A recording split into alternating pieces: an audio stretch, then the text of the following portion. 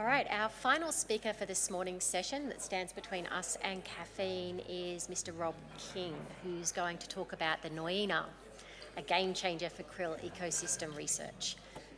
Rob is a marine research specialist with over 25 years' experience working with live Antarctic krill.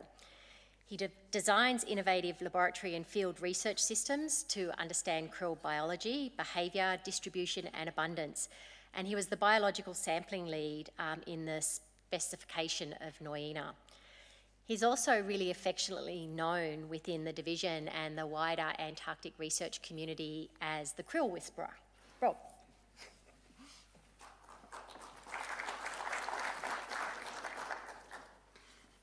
Thank you very much, Nicole.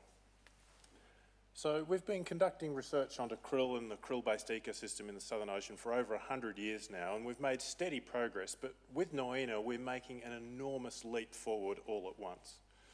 But why would we be so focused on that Southern Ocean ecosystem, specifically at krill? Well, it's because krill take the energy from the plants and pass it on to all the predators that we've just been hearing about.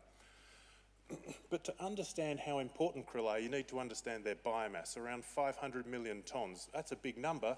To get it in perspective, look at all of the living biomass of animals on Earth today, and then put the single species of Antarctic krill on there. It's huge. 1/40th of all living animals on Earth today is Antarctic krill. Only beaten by one species, and it's a sobering statistic, it's humans. And humans are fishing for krill in the Southern Ocean now, taking around 425,000 tonnes per annum, but that is tiny compared to the biomass, about 0.1%, and our focus is not so much on the amount, but ensuring it's distributed across the predator field to ensure we don't have localised depletion. But what we do have coming, and we've discovered recently, is the effects of climate change and ocean acidification on the krill reproductive cycle.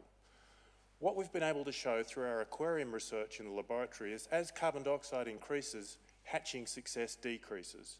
And if we'd continued to release carbon dioxide unchecked, by the end of this century, the areas you can see in orange on that map would have a 50% reduction in krill hatching success, devastating for the entire ecosystem.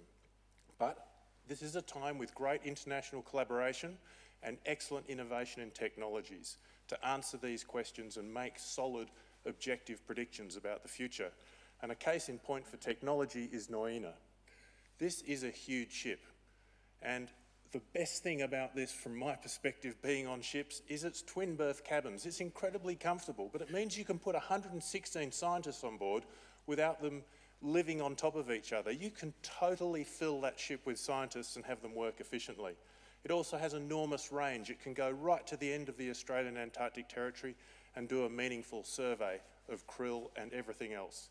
And everything else is up to 148 different science systems that we're commissioning at the moment. And just one of those is the echo sounder system for measuring krill. We fire a cone of sound into the water and then measure the backscatter coming from the krill below to paint that image of krill under the vessel. The red areas are high concentrations and the blue are low. But this is just a single slice. Nuyina also does this in 3 dimensions beside the vessel and can track schools as they swim around the vessel, making sampling for fisheries analysis pretty much a walk in the park compared to how we used to do it.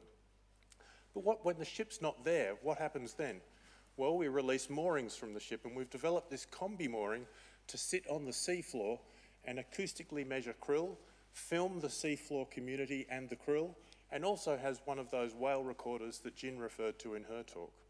Now, Nuyina recovered the first of these earlier this year, and the data on board revealed that seafloor and some of the fish predators. We recorded the sounds of the whales that were feeding on krill, and of course, masses of krill flooded the camera system when the lights came on. There's one more big challenge we need Nuyina to do in terms of krill ecosystem research, and that is to provide live samples of krill. And Nuyina does this like no other vessel afloat. The wet well that Nicole referred to earlier does this by allowing water to flood into a room below the waterline through 3 inlets at 3 tonnes a minute. It then filters out the specimens and then ejects the water back out to sea again. Here you can see the first krill being caught as we go through a krill swarm on that voyage. From here they go up 3 decks in an elevator and then into a bespoke aquarium containers. These are 20-foot aquarium labs, and the krill will live in them all the way back to Hobart. When the vessel arrives in Hobart, these will be unloaded and then trucked, but not to the AAD Kingston. In the future, that'll go to a new aquarium being built in collaboration with the University of Tasmania at Taroona. Now, this aquarium will be unique because it will be designed to interface with these aquarium containers, bringing life support to them with only an hour break between getting off the ship.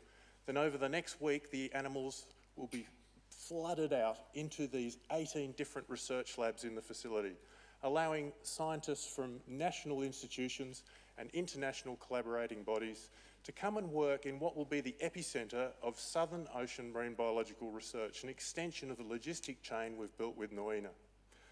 So, to sum up, it's a really exciting time. We've got unprecedented technologies, and this is going to bolster Australia's influence in the Southern Ocean. And it really is just a step change in our capabilities and shining a light on exactly what Australia's intentions are in the Southern Ocean to protect, conserve and value. Thank you very much.